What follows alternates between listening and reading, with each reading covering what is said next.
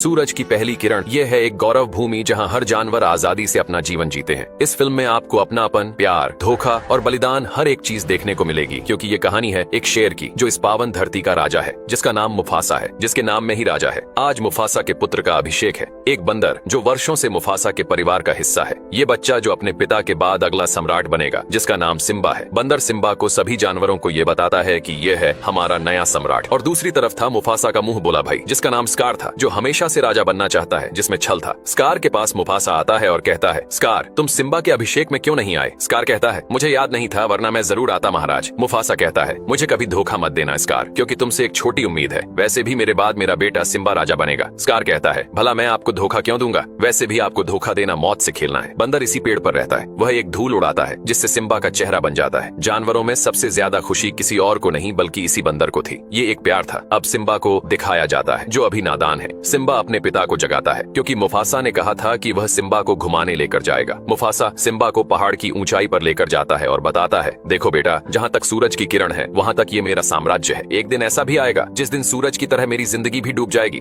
और नई किरण के साथ तुम्हारा राज होगा। सिम्बा कहता है, पिताजी क्या सच में इस पूरी धरती का राजा मैं बनूंगा और काली घाटी का भी राजा बनूंगा? मुफासा कहता है, भूल कर भी काली घाटी की तरफ मत जाना। सिम्बा कहता है, पिताजी राजा तो कहीं भी जा सकता है ना? मुफासा कहता है, बेटा सबके अपने उसूल होते हैं। राजा का उसूल यही होता है कि वह अपनी और इस गौरव भूमि की रक्षा करे। तभी यहाँ एक पक्षी आता है। यह पक्षी मुफासा के परिवार का खबरी था, जो बहुत ज्यादा बकबक करता था, जिस वजह से मुफासा सिम्बा से कहता है, इसे सबक सिखाओ। सिम्बा धीरे धीरे पक्षी की तरफ जा रहा था और उछलकर उसे पकड़ लेता है, जिस पर मुफासा जोर से हंसता है। तभी पक्षी बताता है, महाराज लकड़बग्घे शिकार के लिए निकल चुके हैं। इतना सुनते ही मुफासा पक्षी को कहता है, सिम्बा को अपने साथ घर ले जाओ। लेकिन सिम्बा एक कीड़े के साथ खेलने लग जाता है और खेलते खेलते स्कार के पास चला जाता है। स्कार कहता है, इस तरह से शिकार करोगे तो एक झींगुर भी नहीं पकड़ पाओगे। सिम्बा कहता है, मुझे शिकार करना आता है और मैं गौरव भूमि का राजा बनने वाला हूँ, उसके बाद तो आप मेरा हुक्म मानोगे। ये सुनकर स्कार को बहुत गुस्सा आता है और कहता है, तुमने काली घाटी के बारे में सुना है? सिम्बा कहता है, पिता ने वहाँ जाने से मना किया है। लेकिन स्कार सिम्बा को उकसाता ताकि सिम्बा काली घाटी चला जाए। एक दिन सिम्बा और उसकी दोस्त नाला खेलते खेलते काली घाटी पहुंच जाते हैं, जहां बड़े बड़े जानवरों की हड्डियां थीं। ये बेहद डरावनी जगह थी। नाला उसे घर चलने को कहती है, लेकिन सिम्बा उसकी बात नहीं मानता। दोनों घाटी के अंदर चले जाते हैं। तभी वहां बहुत सारे लकड़बग्घे आ जाते हैं, जो बहुत खूंखार थे। लकड़बग्घों की सरदार दोनों को खाने को कहती है और दोनों पर हमला कर देती है। दोनों यहाँ से भागने लगते हैं, लेकिन आगे चलकर लकड़बग्घे दोनों को घेर लेते हैं। सिम्बा अपनी दहाड़ से उनको डराता है, लेकिन अभी उसकी आवाज में वह दहाड़ नहीं थी, जिस पर लकड़बग्घे जोर जोर से हंसने लगते हैं। लेकिन सिम्बा इस बार गहरी दहाड़ निकालता है। सभी लकड़बग्घे घबरा जाते हैं, क्योंकि वह आवाज मुफासा की थी। मुफासा वहां पहुंच गया था। वह सभी लकड़बग्घों को नोच नोच कर फेंक देता है। किसी में इतनी हिम्मत नहीं थी कि मुफासा का मुकाबला कर सके। मुफासा कहता है, तुम्हारी इतनी हिम्मत कि तुम मेरे बेटे पर नजर डालो। लकड़बग्घे मुफासा से माफी मांगते हैं। मुफासा दोनों को वहां से लेकर चला जाता है। यही कारण है कि शेर को ही जंगल का राजा कहा जाता है। उसकी गरज और चाल में एक अलग ही रुतबा होता है। मुफासा सिम्बा को समझाता है, बेटा मेरे मना करने के बाद भी तुम काली घाटी चले गए। जानता है मेरी तो जान ही निकल गई थी। तुम्हें कुछ हो जाता तो मैं क्या करता? सिम्बा कहता है, पिताजी मैं दिखाना चाहता था कि मैं डरपोक नहीं हूँ। मुफासा कहता है, जब तुम बड़े हो जाओगे तो बहादुरी दिखाने के बहुत मौके मिलेंगे।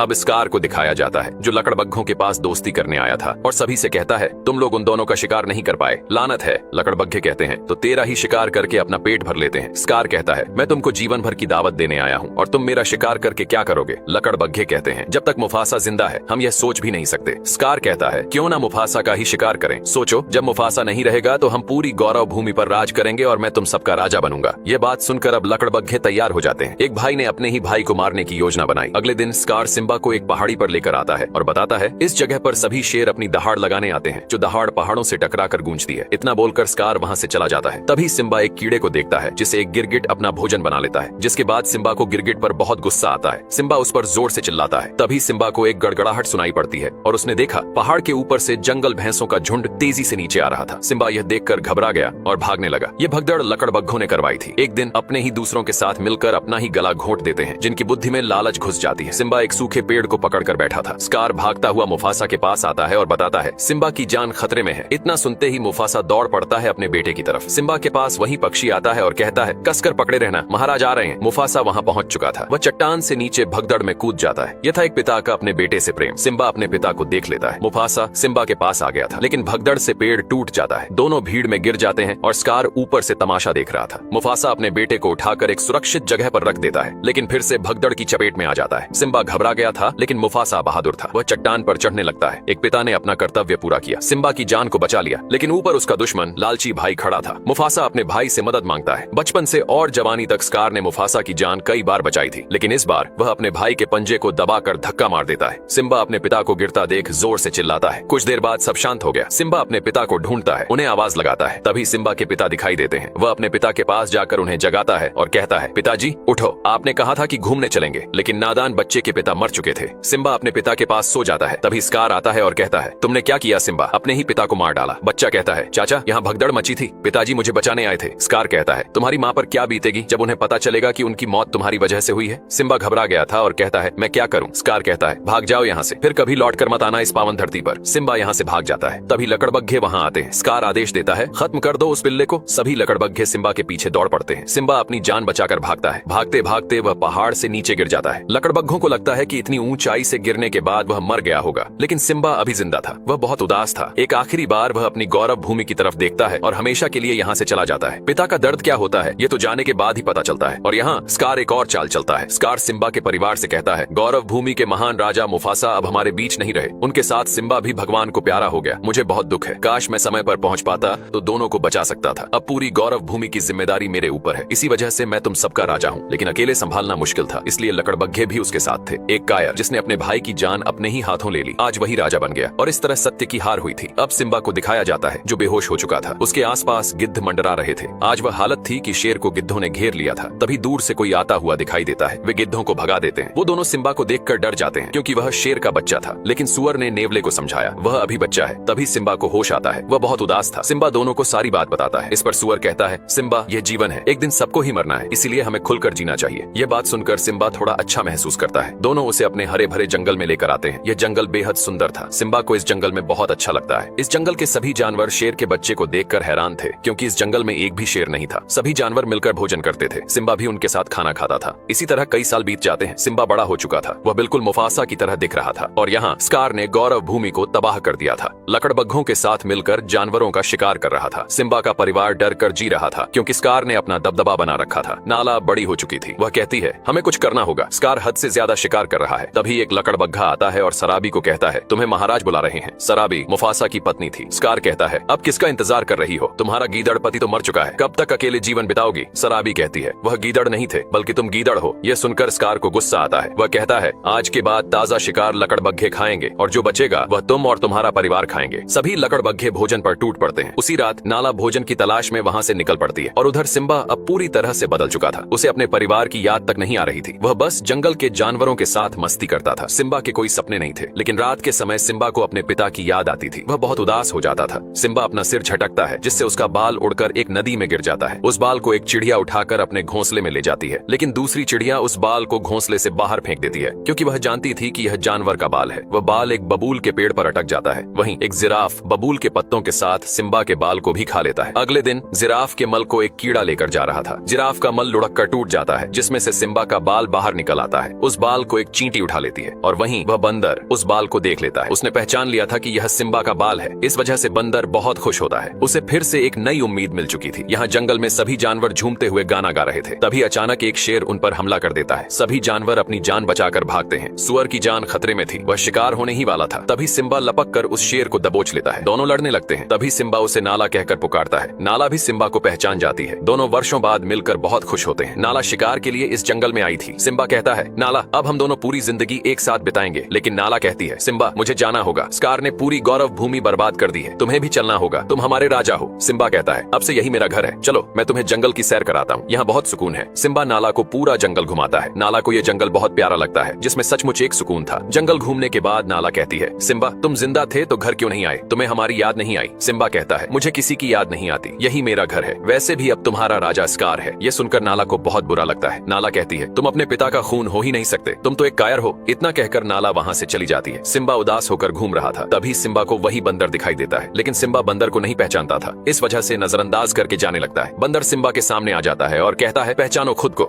लेकिन सिम्बा जाने लगता है। तभी बंदर कहता है, मुफासा के बेटे को मैंने गोद में खिलाया है। ये सुनकर सिम्बा रुक जाता है और कहता है, तुम मेरे पिता को कैसे जानते थे? बंदर कहता है, मुफासा को मैं बचपन से जानता हूँ, तुम्हारे पिता जिंदा हैं। सिम्बा बंदर के पीछे भागने लगता है, यह जानने के लिए कि उसके पिता जिंदा हैं या नहीं। बंदर सिम्बा को पानी पानी में देखने को कहता है। सिम्बा पानी में अपने चेहरे में अपने पिता मुफासा का चेहरा देखता है। तभी आसमान से एक आवाज आती है। ये मुफासा की आवाज थी। वह कहते हैं, राजा का काम अपनी प्रजा और गौरव भूमि की रक्षा करना होता है, न कि कायर की तरह छुपकर जीना। इतना सुनते ही सिम्बा में एक जुनून आता है। वह निकल पड़ता है अपनी गौरव भूमि को बचाने। सिम्बा एक ऊंची दहाड़ लगाता है और निकल पड़ता है अपनी मंजिल की ओर। सिम्बा एक ही पल में एक फौलाद बन चुका था। उसके दोस्त उसे जाते हुए देख रहे थे। हर किसी के अंदर एक शेर होता है। जब वह जाग जाता है तो वह शख्स कुछ भी कर सकता है। रास्ते में उसे नाला मिलती है। दोनों निकल पड़ते हैं। लेकिन जब सिम्बा अपनी गौरव भूमि देखता है तो हैरान हो जाता है। पूरी गौरव भूमि तबाह हो चुकी थी। नाला कहती है, अब क्या करोगे? सिम्बा कहता है, वही करूंगा जो एक राजा करता है, अपनी भूमि की रक्षा करूंगा और अपने पिता का सपना पूरा करूंगा। सिम्बा के दोनों दोस्त भी यहाँ आ चुके थे। सिम्बा दोनों को वहाँ से वापस जाने को कहता है, लेकिन सुअर कहता है, हम भी इस लड़ाई में तुम्हारे साथ लड़ेंगे। तभी सिम्बा ने देखा कि सामने लकड़बग्घे बैठे थे। सिम्बा अपने दोस्तों से उनका ध्यान भटकाने को कहता है। नेवला उनका ध्यान भटकाता है, जिससे लकड़बग्घे दोनों के पीछे पड़ जाते हैं। सिम्बा और नाला दूसरे रास्ते से निकल पड़ते हैं और बंदर भी अपना वह हथियार उठाता है जिसे उसने वर्षों पहले मुफासा के मरने के बाद छोड़ दिया था। बंदर भी लड़ाई में सिम्बा के साथ था और स्कार सराबी पर अपनी मनमानी कर रहा था। वह कह रहा था, तुम मेरी रानी बन जाओ, इतना घमंड ठीक नहीं है। मर चुका है वह डरपोक। सराबी कहती है, वह डरपोक नहीं थे, डरपोक तो तुम हो, तुम्हारे अंदर कोई काबिलियत नहीं है। इतना सुनते ही स्कार सराबी से लड़ने लगता है। जिसकी नीयत ही गंदी हो वह राजा क्या बनेगा। तभी दहाड़ते हुए सिम्बा आता है। यह देखकर स्कार डर जाता है। उसे लगता है कि वह मुफासा है। सिम्बा कहता है,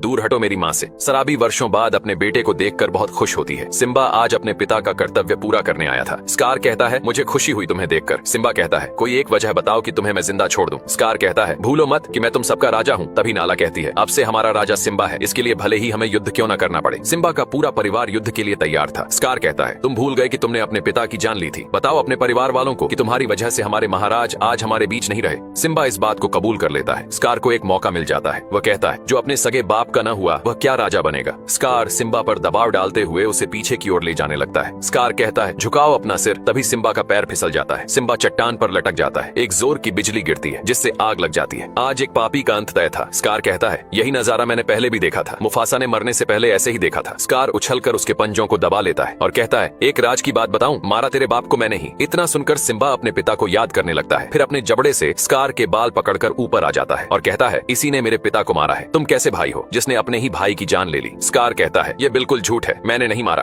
तभी सराबी कहती है, अगर तुमने मुफासा को नहीं मारा तो उनकी आंखों में कैसे देखा। स्कार सभी लकड़बग्घों को हमला करने का आदेश देता है। सभी लकड़बग्घे सिम्बा पर टूट पड़ते हैं। सिम्बा सभी को नोच नोच कर फेंक रहा था। नाला अपने परिवार को हमला करने को कहती है। सिम्बा का पूरा परिवार लकड़बग्घों पर टूट पड़ता है। यह था एक भीषण युद्ध जो सत्य और असत्य के बीच हो रहा था। सिम्बा के दोस्तों को लकड़बग्घों ने घेर लिया था। हमेशा से सुअर लकड़बग्घों से डरता आया था, लेकिन आज वह मुकाबला करने के लिए तैयार था। सुअर सभी लकड़बग्घों को दौड़ा दौड़ा कर मार रहा था। हर किसी के अंदर एक शेर छुपा होता है और समय आने पर वह दिख भी जाता है। यहाँ नाला का सामना लकड़बग्घों की सरदार से होता है, लेकिन नाला अब बड़ी हो चुकी थी। दोनों भिड़ जाते हैं और नाला लकड़बग्घों की सरदार को मार गिराती है। वह पक्षी भी उछल उछल कर मार रहा था। बंदर भी अपने हथियार लेकर मैदान में उतर जाता है। सभी को भगा भगा कर मार रहा था। सभी लकड़बग्घे मैदान छोड़कर भाग रहे थे। यहाँ बूढ़ा शेर मैदान में अकेला खड़ा था। उस पर तरस आ रहा था क्योंकि उसे अब भगवान भी नहीं बचा सकते थे। तभी सिम्बा ने देखा कि स्कार वहाँ से भाग रहा था। सिम्बा उसके पीछे जाता है और एक पहाड़ी पर उसे घेर लेता है। स्कार के पास भागने का कोई रास्ता नहीं था। सिम्बा उसके सामने खड़ा था। स्कार कहता है, मुझे माफ कर दो सिम्बा, ये सब उन लकड़बग्घों ने मुझसे करवाया था, मैं मजबूर था। लकड़बग्घे स्कार की बातें सुन रहे थे। सिम्बा कहता है, कितना झूठ बोलोगे चाचा, कभी तो सच बोल दिया करो। स्कार कहता है, सिम्बा तुम अपने चाचा को मारोगे। सिम्बा कहता है, मैं तुम्हारी तरह नहीं हूँ। यह सुनकर स्कार खुश हो जाता है और कहता है, बताओ महाराज, मैं आपके लिए क्या कर सकता हूँ। सिम्बा कहता है, चले जाओ यहाँ से, फिर कभी लौट कर मत आना। स्कार वहाँ से जाने लगता है। तभी धोखे से वह सिम्बा पर हमला कर देता है। बुरे इंसान को कितनी भी अच्छाई की राह दिखाओ, लेकिन वह बुराई की राह पर ही चलता है। स्कार को एक नई जिंदगी मिली थी, लेकिन उसकी जिंदगी में केवल मौत लिखी थी। स्कार पहाड़ से नीचे गिर जाता है। सिम्बा को अभी भी अपने चाचा के मरने का दुख था, लेकिन स्कार बच गया था। तभी उसके सामने लकड़बग्घे आते हैं। स्कार कहता है, चिंता मत करो, हम फिर से अपना साम्राज्य खड़ा करेंगे। लकड़बग्घे कहते हैं, तू तो एक नंबर का कायर है स्कार, हमने तेरा साथ दिया और तूने हमें ही गलत ठहराया। स्कार चाहकर भी खुद को नहीं बचा सकता था। दूसरा लकड़बग्घा कहता है, तूने ही कहा था स्कार कि लकड़बग्घों का पेट अंधा कुआं होता है। इतना बोलकर सभी लकड़बग्घे स्कार पर टूट पड़ते हैं। इस तरह एक बुराई का अंत हुआ। हमेशा की तरह इस बार भी सत्य की ही जीत हुई। सिम्बा अपने परिवार वालों से मिलता है और उस बंदर से भी जिसने सिम्बा को हिम्मत दी थी। आज बरसात के साथ सभी पाप धुल गए थे। एक सच्चा राजा वही होता है जिसमें ईमानदारी, समझदारी और अपनी प्रजा की हिफाजत करने की शक्ति हो। सिम्बा एक वीर योद्धा था, वह एक वीर सम्राट था। सिम्बा गहरी दहाड़ लगाता है और इस गौरव भूमि का राजा बन जाता है। जानवरों में खुशी की लहर दौड़ जाती है। एक जीता जागता, हंसता खेलता जानवरों का परिवार और सिम्बा और नाला के प्यार से एक शेरनी का जन्म होता है जिसका नाम कियारा रखा जाता है। इसके बाद फिर लौटेंगे एक प्यारी कहानी लेकर।